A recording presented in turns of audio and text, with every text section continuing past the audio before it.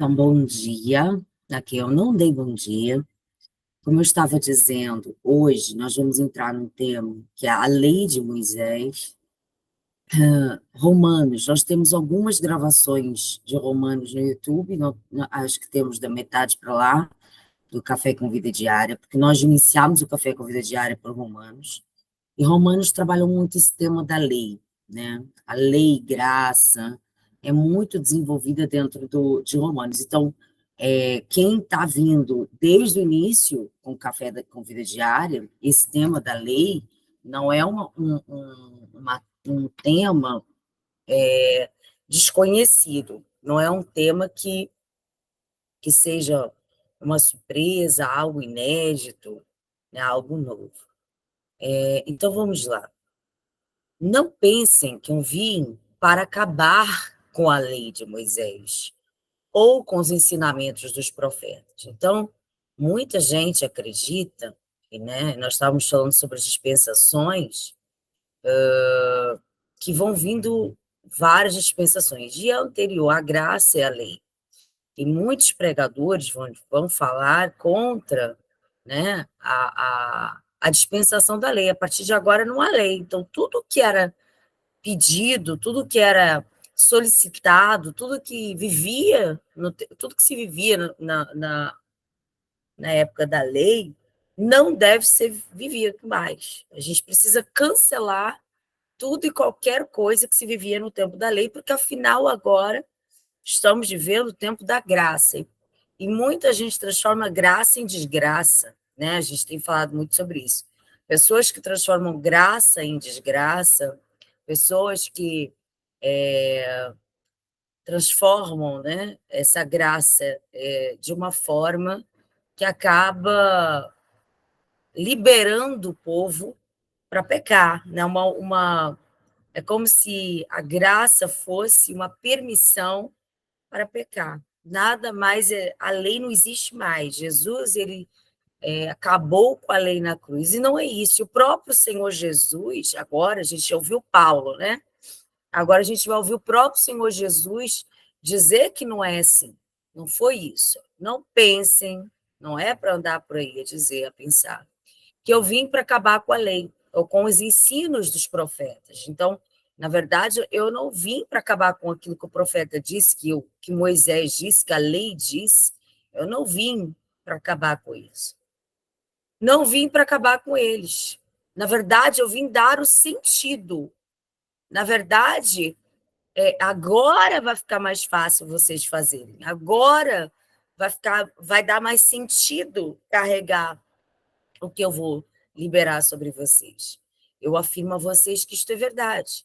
Enquanto o céu e a terra durarem, nada será tirado da lei. Nem a menor letra, nem a qualquer acento. Ou seja, mais do que isso, enquanto céu e terra durar, ó, seja até o final, não se deve tirar nada da lei. A lei deve ser cumprida. Agora, perceba o que ele diz. E quem está dizendo? Gente, Jesus está dizendo, tá? Essa é uma fala de Jesus.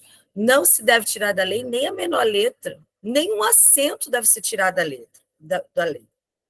Vocês estão comigo? Estão entendendo? Não deve. E assim será até o fim de todas as coisas.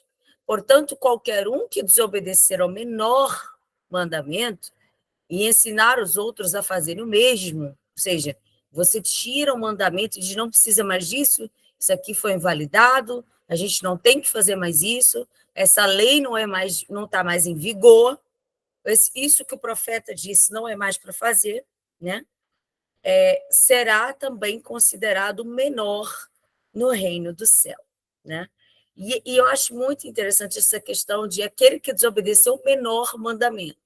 A gente vive num tempo que as pessoas querem colocar em escalas os pecados, né? Esse pecado é pequeno, esse pecado é grande, esse pecado tem perdão, esse pecado é imperdoável.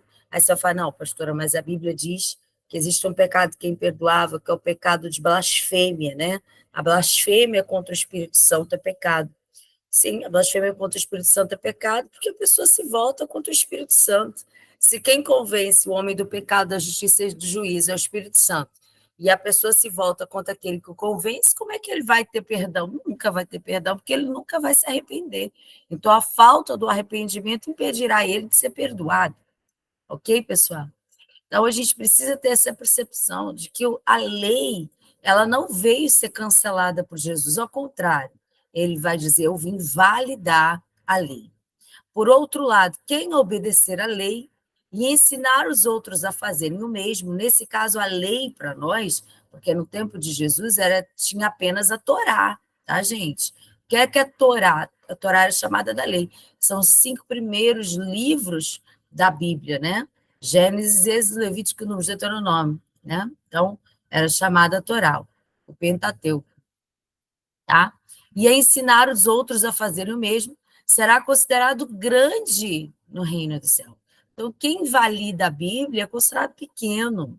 Agora, aquele que está ensinando ali a palavra, e hoje a lei já não é mais só a lei, mas é a palavra como um todo, porque hoje nós ensinamos os ensinos de Jesus, aquilo que Jesus disse, que foi documentado pelo próprio Senhor Jesus, não é? Pois eu afirmo a vocês, e aquilo que os profetas disseram também foi, né, compilado, foi unificado, e a Bíblia ela foi preenchida como um todo. Tem muita gente que tem essa coisa, a Bíblia foi escrita por homens, né? A Bíblia foi escrita por homens, mas foi inspirada pelo Espírito Santo, né? Houve por muito tempo uma discussão muito forte, né, dentro da igreja, se a Bíblia é ou ela contém a palavra de Deus. A Bíblia não contém a palavra de Deus, a Bíblia é a palavra de Deus. A Bíblia é plenamente inspirada, né? Todos que escreveram inspirados pelo Espírito Santo. Pois eu afirmo a vocês que só entrarão no reino dos céus se forem mais fiéis em fazer a vontade de Deus do que dos mestres da lei e os fariseus. Por que Jesus precisa dar essa palavra? Porque os mestres da lei e os fariseus começaram a colocar pesos sobre o povo e mandar que eles fizessem coisas que não estavam na lei, nem de Moisés, nem dos profetas, não estava na palavra, não estava na Torá, não estava ali, ninguém disse. Né? Eles começaram a colocar pesos de a pregar um evangelho que não estava sendo ensinado. E aí Jesus precisa se manifestar e dizer, olha só, tudo que foi dito é para ser mantido. Ninguém deve tirar nem um pingo daquilo que eu já disse. Tá? E aí ele falou, mas tem gente obedecendo mais dogmas, né? Ensinos que saíram da cabeça de homens, né? Como os dos mestres das leis e dos fariseus, do que a própria palavra. Então, importa que a gente obedeça a palavra. Então, a regra é, se está escrito, eu creio, se está escrito, eu faço, se está escrito, eu vivo, se está escrito, a gente mergulha, se está escrito, a gente emerge. Agora, se não está escrito, não adianta que eu não faço, eu não acredito, eu não vou viver, porque não está escrito. Então, está na palavra para viver. Agora, saiu da cabeça de um homem, a gente precisa entender isso.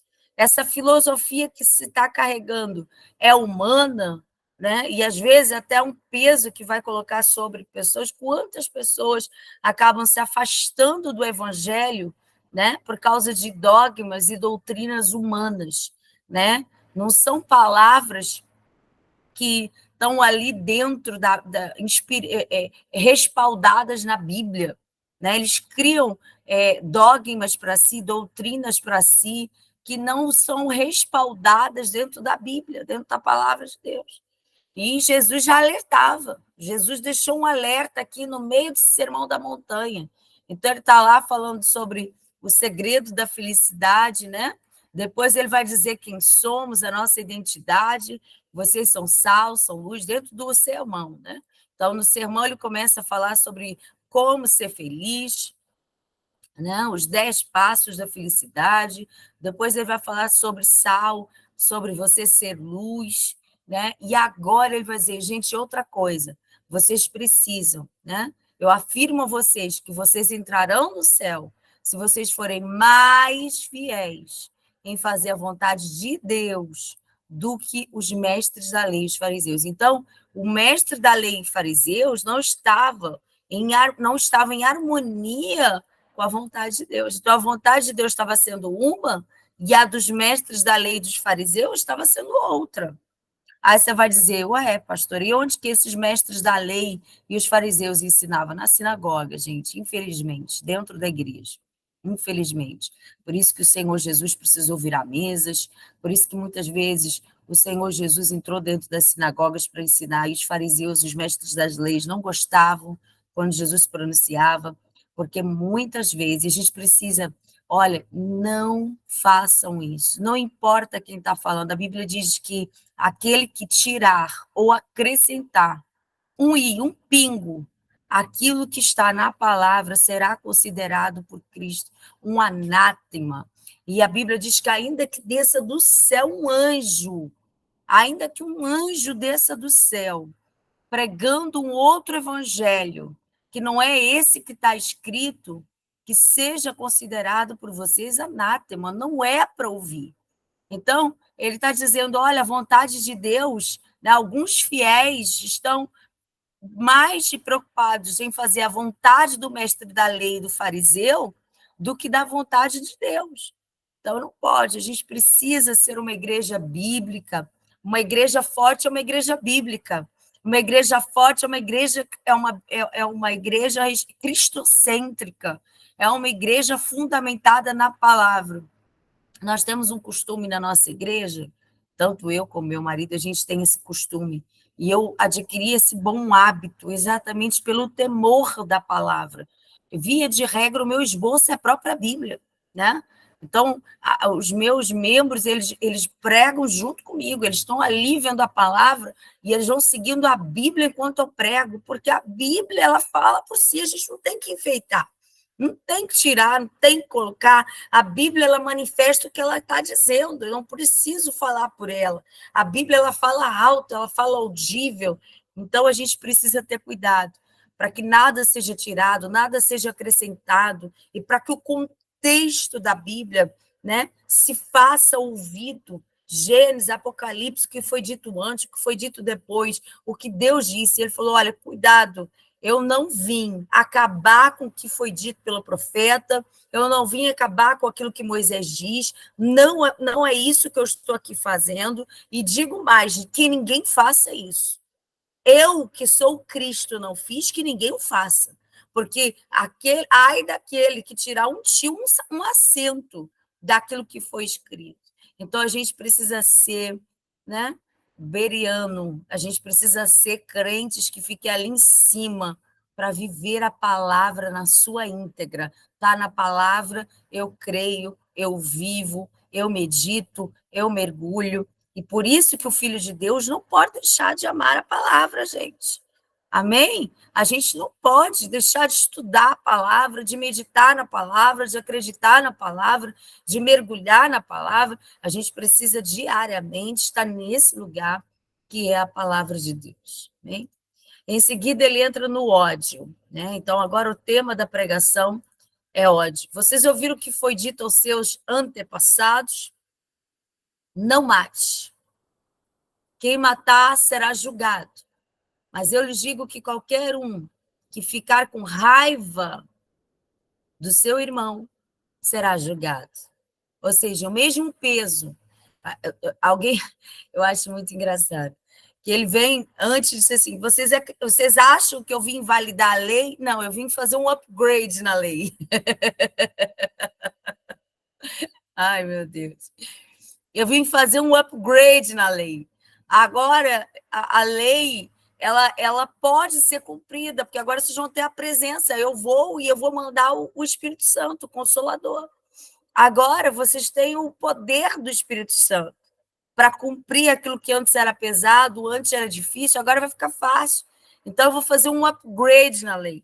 Então, até a lei, alguém dizia assim, ó, não mate. E isso já era considerado, né? Vocês ouviram o que foi dito nos antigos? Não mate, porque quem matar é julgado, ou seja, vai ser condenado, não é bom. Agora eu digo, se você ficar com raiva, né? Se você for, o sentimento, para Jesus, sentimento é uma coisa séria. Aí você vai falar assim, isso no tempo da graça? Não, já no tempo da lei. Vocês lembram quando eu falei de Davi? Que Davi estava dentro do seu palácio e ele, dentro do seu coração, ele sentiu uma vontade de construir para Deus um palácio, e aí um grande templo, e aí o profeta falou para ele: olha, não por você, mas será pelo seu filho, mas porque você sentiu isso, porque você sentiu esse desejo. O Senhor vai fazer para você uma casa, a casa de Davi, né? E Jesus veio da casa de Davi, e essa casa, ela durará para sempre. Então, Deus, ele leva muito em conta o nosso sentimento, né? Então, matar é um ato. Aí ele fala do coração, aí Jesus aponta para o coração. E aí você vai ver Jesus repreendendo Samuel. Quando Samuel ele vai levantar um dos filhos de Jessé, e ele olha para o mais velho e diz: certamente eu estou diante de um rei. E Deus vai dizer: ah, Samuel, eu não vejo como o homem está vendo. Vocês veem a aparência, eu olho, é o coração. Então alguém vai dizer: mas eu não matei. Matei? Não matou na prática, mas no seu coração você é uma raiva. Ai, se eu pudesse, eu matava. É essa raiva, é esse tipo de raiva. Olha, se eu pudesse, é um sentimento mesmo maligno. É dessa raiva que a gente está falando. É alguém que está dizendo: se eu pudesse, eu matava essa pessoa. Só o desejo de matar, de tanta raiva que você está, você vai ser julgado por isso. Vai ser julgado pelo seu sentimento. Por isso, a gente precisa o tempo todo fazer a oração de Davi. Sonda-me, ó Deus, prescruta o meu coração, examina o meu coração, vê se há em mim algum caminho mau, algum sentimento mau, e guia-me por caminhos eternos, e não por caminhos de condenação. Ou seja, cuida do meu coração. Cuida do meu coração para que ele não tenha sentimentos malignos. Porque a Bíblia diz que, olha, o coração é enganoso e a fonte de todo pecado é o coração, a saída do coração. A Bíblia diz que a boca fala do que o seu coração está cheio. Então, o nosso depósito, se tem alguma coisa que a gente precisa vigiar noite e dia, é o nosso coração. Eu preciso observar, gente, o meu coração. Porque do coração procede as saídas da vida, ou a fonte da vida. O bom e o mal vai sair do meu coração. Então, Jesus começa a falar: olha, não é só sobre o que você está fazendo, mas é também sobre o que você está sentindo. Porque raiva é sentimento, raiva é abstrato. Estão comigo, gente? Estão ouvindo? Raiva é sentimento. Raiva é abstrato. Raiva não é alguma coisa que é percebível por homens, ok? O matar, sim. Matar é um impulso, é um ato que todo mundo vai ver se você fizer na frente dos outros, fizer escondido, né? Agora, a raiva não. A raiva, você pode estar lá morrendo de raiva e ninguém perceber. Por quê ninguém perceber? Porque você está sentindo. Olha, eu estou com raiva, né? E a raiva de morte, uma raiva para a morte, uma raiva que se alinha com a morte. Ah, se eu pudesse, eu matava. Para Deus, isso tem o mesmo peso que matar. Estão comigo? Para Deus, você matar e sentir vontade de matar, dá no mesmo. E nós falamos lá, eu quero te lembrar disso, né? Nós falamos lá atrás, quando falamos de Romanos, eu vou ver se eu acho aqui para mostrar para vocês, né? Em remédios como esse, que são efervescentes, eles só funcionam na água, são remedinhos, um sachêzinho, né? Esse aqui é para trabalhar a questão do florativo, para flora intestinal. Esse remédio, ele é poderoso, mas encapsulado ele não tem poder nenhum. Eu preciso rasgar, eu preciso mexer ele, eu preciso misturar ele na água, necessariamente. Eu não posso pegar e jogar ele na minha boca, não vai fazer efeito. Ele precisa efervescer. Quando ele estiver efervescendo, eu tomo e ele vai fazer o efeito. É assim que é tomado. E eu falei que assim é a lei. Não sei se vocês lembram, se vocês estavam lá em Romanos. Se não, agora é hora de lembrar. Então, antes de Jesus, a lei ela era muito poderosa. Mas a lei era isso aqui, ó. Era um saquinho encapsulado, era difícil de cumprir. Era pesado de cumprir. Seria eu tentar enfervecer esse chacezinho dentro com a saliva, dentro da minha boca. Seria difícil, era pesado cumprir a lei. E aí Jesus, que é a água da vida, né? Jesus é a água da vida, ele veio como esse copo de água para fazer o quê? Olha, eu não vim cumprir a lei, ao contrário, eu vim facilitar a lei, eu sou a água da vida. Então, agora vocês vão pegar esse sachêzinho, né, que cura, vocês vão misturar em Jesus, no Espírito Santo, e agora se tornará possível, agora ficou mais fácil. Então, eu não vim validar a lei, eu vim fazer um upgrade da lei. Eu vim falar, olha, agora, se era possível fazer a vontade do Pai antes, agora que eu estou aqui, que o Espírito Santo vai ficar aqui, vai se tornar ainda mais fácil. Por isso, eu vou fazer um upgrade. Então, até então, como não tinha Jesus, como não tinha o Espírito Santo, como não tinha Jesus aqui, né? Sempre houve, ele sempre foi, ele sempre será, né? Ele é o mesmo ontem, hoje e eternamente, mas ainda não tinha encarnado. Então, antes da encarnação de Jesus, porque Jesus se fez homem e habitou entre nós, antes da descida do Espírito Santo, então, antes da Trindade, sempre existiu, a Trindade era e sempre será, tá bom? Ele é o ômega, ele é o ômega, alfa e ômega, o início e o fim, ok? Então, isso sempre haverá, sempre haverá. Mas ele está falando antes de Jesus encarnar, antes do Espírito Santo descer à Terra, era mais difícil cumprir a lei. Agora a gente tem o Espírito Santo, que fica aqui, ó, já com a cura que foi liberada na cruz do Calvário. Vamos colocar assim, que na cruz do Calvário, a cura, ela saiu do saquinho, né? Misturou ali. Agora a cura já foi liberada na cruz do Calvário.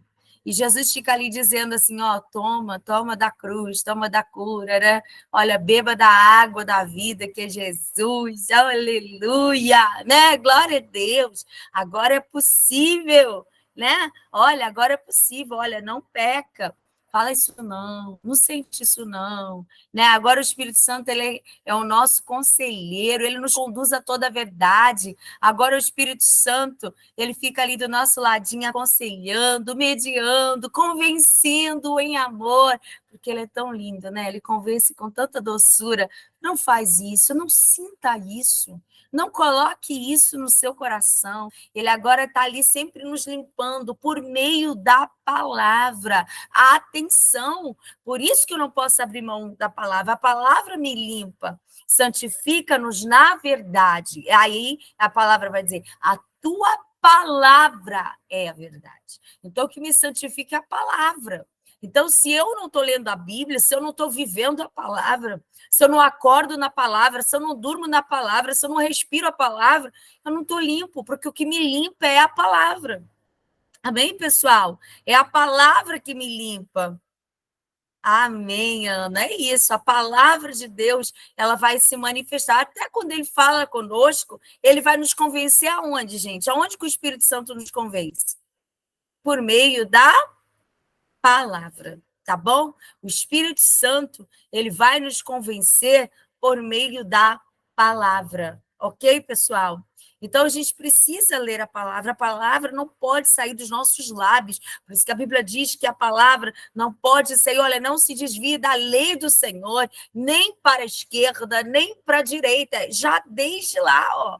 Josué já vai ouvir isso. Olha, você ser forte, corajoso, não se desvie da lei do Senhor, nem para a esquerda, nem para a direita, ou seja, fica no centro da palavra, né? E aí a Bíblia vai dizer, pronto, agora ficou mais fácil. Então, Jesus veio inaugurar um novo tempo, que é o tempo da graça, que consiste em quê, pastora? No upgrade da lei. Antes é só não mate, agora ele vai dizer, cuidado com o teu coração. Cuidado com o teu coração, porque de repente você está matando no seu coração. Não é para matar em atos e nem em sentimentos, não mate. Porque tem gente que já mata. Em 1 João, vai falar que aquele que diz que odeia o seu irmão é assassino. Vocês sabiam disso? Em 1 João, Tem um texto lá em 1 João. Depois, se vocês quiserem, me procurem no privado, no nosso grupo, Café com Vida Diária, e eu dou a referência certinha, porque agora eu não estou lembrando a referência exata. Mas em 1 João, na primeira epístola de João, tem um texto que diz: aquele que odeia o seu irmão, ódio, o ódio é abstrato, gente, ódio é sentimento. Aquele que sente o mal sobre o seu irmão, a Bíblia diz: eu considero ele assassino.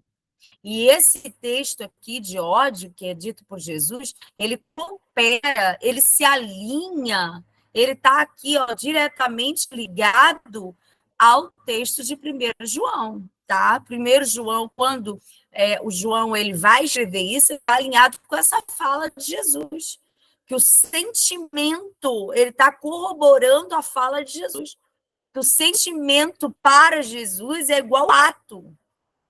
Como que Deus leva a sério o meu coração? Por isso, você deve examinar o seu coração noite e dia diante de Deus. Amém, gente? A gente precisa, com a ajuda do Espírito Santo, faxinar o nosso coração o dia todo. Oh, Deus, eu vou parar aqui agora, faxina o meu coração. Limpa o meu coração. Oh, Senhor, não deixe meu coração pecar contra ti. Oh, Senhor, não permita que eu tenha sentimentos que me afastem de ti. Deve ser assim a nossa oração contínua. Amém, gente? O coração do homem, ele pode sim derrubá-lo se a gente não vigiar, se a gente não vigiar o nosso coração. Quem disser ao seu irmão, você não vale nada, ou em outra versão, você é raca, né? Obrigada aí, ó. O Bruno já colocou aqui prontamente a referência. 1 João, capítulo 3, versículo 15. Muito obrigada, Bruno. Pronto, ficou já registrado aí para vocês na gravação, tá bom? 1 João, capítulo 3. Eu gosto assim, gente, quando a sala de aula é super eficiente. E a Elaine veio e colocou o texto, que eu odeio ser irmão assassino, e vocês sabem que nenhum assassino tem em si a vida eterna. Gente, que alunos mais lindos, aplicados. Estou, olha, orgulhosa. Obrigada, Bruno. Obrigada, Elaine. Obrigada, turma. Que delícia. Vamos lá. Ó, quem disser ao seu irmão, você não vale nada, será julgado pelo tribunal. Então, olha o que ele está falando. Perceba que ele vem numa escala. Então, ele está dizendo, olha, antes era só o ato. Estão comigo? Antes, pecar consistia no ato. Agora, ele vai dizer, agora não. Agora é sentimento. Aí você vai falar assim, ok, então eu não posso sentir. E nem falar. Porque ele vai dizer assim, olha, quem disser, raiva é sentida. Agora, se disser é palavra. Então, eu posso pecar em atos, eu posso pecar em pensamento, porque eu vou pensar, e isso está muito atrelado ao sentir, ao meu coração. Eu posso pecar aqui, e eu posso pecar em palavras. Eu posso pecar em palavras. Se você disser, raca, né? Olha, gente, agora ainda tem essas Bíblias que facilitam. Eu comecei a ler a Bíblia aos 12 anos de idade, foi quando eu me converti. Eu era muito apaixonada, sempre fui muito apaixonada, não sou. Eu fiquei muito maravilhada com a Bíblia, muito maravilhada com a Bíblia. Até porque papai, ele tinha um bom costume, tinha, não tem ainda, né? Papai acordava todos, hoje ainda ele lê de madrugada, de tarde, de noite, e papai, quando lia, eu acordava sempre com o papai lendo a Bíblia. E papai tinha uma toalha que ele colocava sempre dentro da Bíblia, uma toalhinha dessas, né? E papai, ele lia a Bíblia e ele secava as lágrimas lendo a palavra. E eu sempre me perguntava, o que tem nesse livro preto que faz papai chorar, né? Papai não era um homem de chorar, papai era um homem forte, né? Líder, mas quando ele abria a Bíblia, ele derretia. Falei, o que derrete, meu pai? Né? E aos 12 anos, quando eu me converti, eu abri aquele livro preto, eu entendi o que derretia papai. Ah, meu Deus, como a Bíblia derrete a gente, não é mesmo? Como que a Bíblia derrete a gente? Aí eu fui entender papai. E quando eu comecei a ler, não tinha, gente, essas Bíblias na linguagem de hoje, que ajudam tanto vocês a entenderem.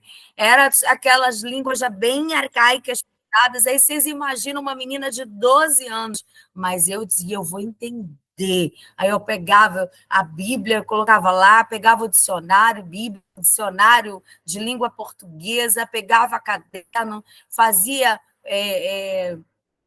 aquela tradução e ficava ali em cima. Eu falei, eu vou entender, porque eu preciso crescer na palavra. Isso com 12 anos. Ninguém mandava, não. Era eu que queria apaixonadamente ouvir o que Jesus tinha a dizer.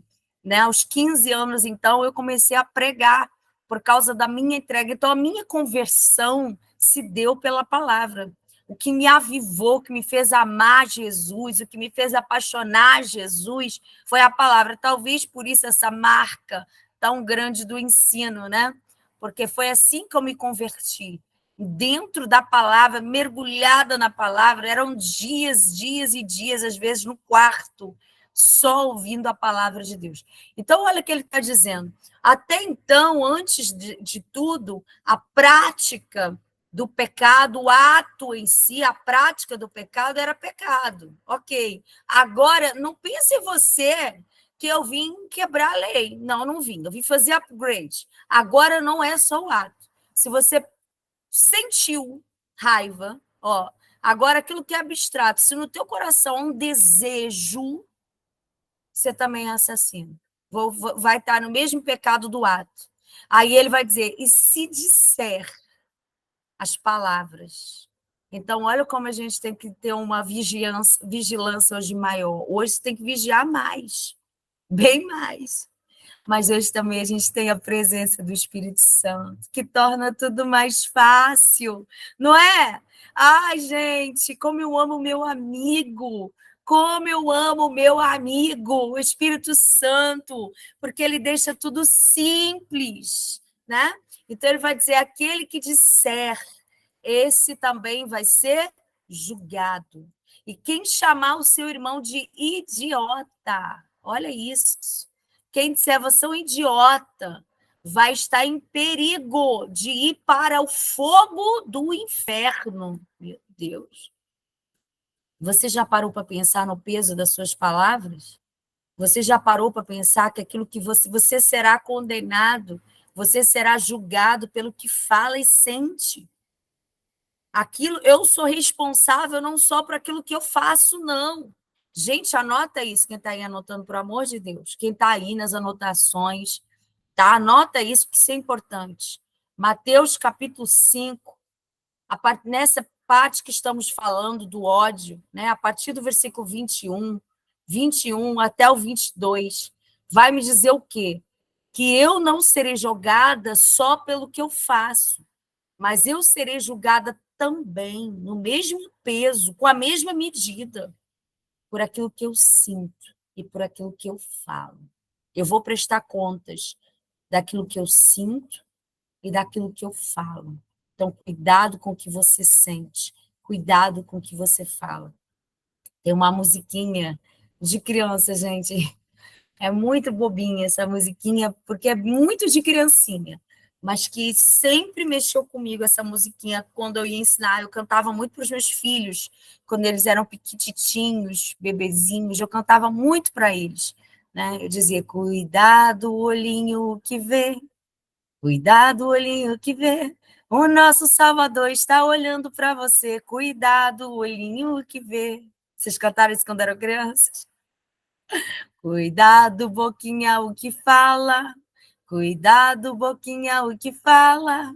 O nosso Salvador está olhando para você. Cuidado, boquinha, o que fala. Aí fala do ouvido, né? Cuidado, ouvido, o que ouve. Cuidado, ouvido, o que ouve. O nosso Salvador está olhando para você. A Sabrina deve saber que ela trabalha com criança. Cuidado, ouvido, o que ouve, Thelminha, aí o povo das crianças deve lembrar, né? E é isso, ele está falando aos órgãos de sentido, porque por onde vem o pecado, né? Pecar não é só quando eu... né, isso, Sabrina? Estou trabalhando com o seu público aí, ó. Né, Thelminha? Cuidado, olho, boca, mão e pé, é verdade, aí o ato, né? Tem que cantar para alguns adultos isso também, né, Sabrina? A gente não pode cantar só para criança, não, tem que cantar para adultos. A gente precisa entender que aquilo que se manifesta em nós, a gente precisa santificar os nossos olhos, santificar o nosso coração, santificar os nossos ouvidos, santificar a nossa boca. A santidade, ela precisa ser praticada de dentro para fora. Anotem isso. A santidade, ela precisa ser praticada de dentro para fora. Durante muito tempo, gente, e talvez essa seja a urgência da fala de Jesus, os fariseus, os saduceus pregavam uma santidade de fora para dentro. E durante muito tempo a gente viu muitas igrejas preocupadas em santificar os seus membros de fora para dentro. Tinha que ter aparência de crente, tinha que parecer crente. E aí eles começaram a montar uma persona, né? Como seria o crente? E aí começaram a discutir: o cabelo é grande ou curto? Grande, vamos dizer, não pode cortar, né? E a unha, pinta ou não pinta? Não, não pinta. E mulher, põe batom ou não põe? Não, não põe. Brinco, de jeito nenhum. E depila? Depila ou não depila? Não, não depila. Usa calça ou não usa calça? Não, não usa calça. E o homem joga bola ou não joga? Não, não joga. Né? Tem alguém que é dessa geração? Tem alguém que viveu nessa geração aqui?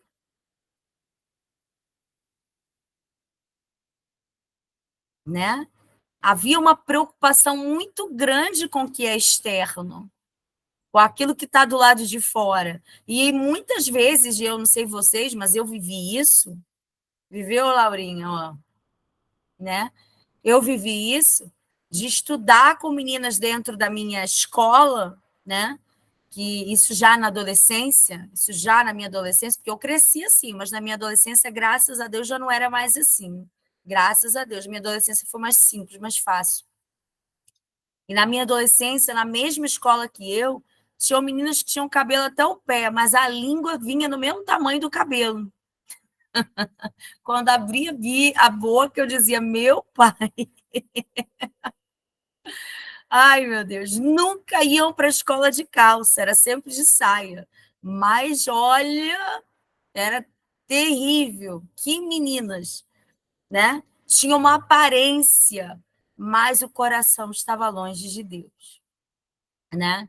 Então, o que que Deus vai dizer? O que que Jesus está ensinando aqui? Que não é só o que você faz que é pecado, que você não será julgada só pelo que faz, mas você será julgada pelo que pensa, sente e pelo que fala. Então ele vai dizer: cuidado, porque isso pode te jogar no fogo do inferno. O que você diz, você pode ir para o inferno pelo que fala, você vai ter que prestar contas por tudo que fala. Então, ore e fala: Senhor, tem misericórdia da minha boca, Senhor. Senhor, trata a minha língua. A Bíblia diz que quem fala muito peca muito. Fala pouco, vamos falar pouco. A Thelma falou: eu passei muito tempo sem gostar dos crentes por causa de atitudes como essas. Olha isso, né? Ainda impede alguém de ser salvo. Né? Ainda impede alguém de ser salvo. Vocês estão entendendo? Então, peça ao Senhor: Deus, me ajuda a não pecar contra ti. Né? Nem em palavras, nem em sentimentos, nem em atos. Portanto, se você estiver oferecendo no altar a sua oferta a Deus e lembrar que o seu irmão tem alguma queixa contra você, isso aqui é muito sério, porque eu vejo muita gente: mas eu não fiz nada, mas a culpa não foi minha, mas isso é coisa dele, eu não fiz nada. Não interessa se você fez ou não fez. Se você sabe que ele tem alguma queixa contra você, você primeiro deixa a oferta, não entrega não, deixa a oferta ali, na frente do altar. Vá logo e faz as pazes. Primeiro conserta com o irmão, depois você volta. Depois você oferece a sua oferta. Sabe o que Deus está dizendo? Que não adianta você entregar uma oferta com o coração pesado, com o coração cheio de amargura. Não adianta você entregar uma oferta. Não é só a entrega, mas é a qualidade da entrega. Para Deus não importa só se você está entregando, mas a qualidade como você está entregando. A julgar, né, Caim e Abel. Lembra? Nós já falamos aqui. Caim, ele entregou, mas para Deus, né, não houve valor naquela entrega, porque ele entregou qualquer coisa.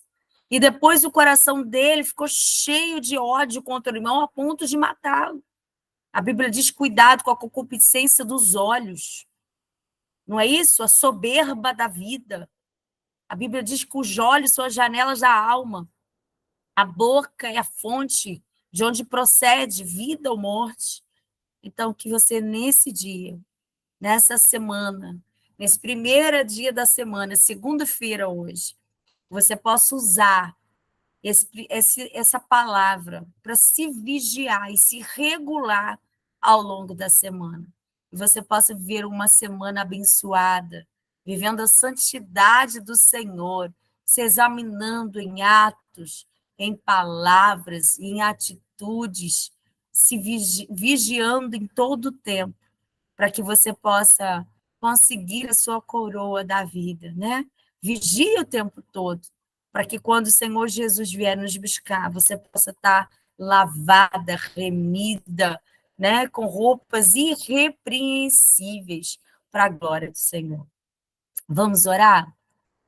Então, o que a gente aprendeu hoje, pastora? Hoje a gente aprendeu o que é pecado para Jesus.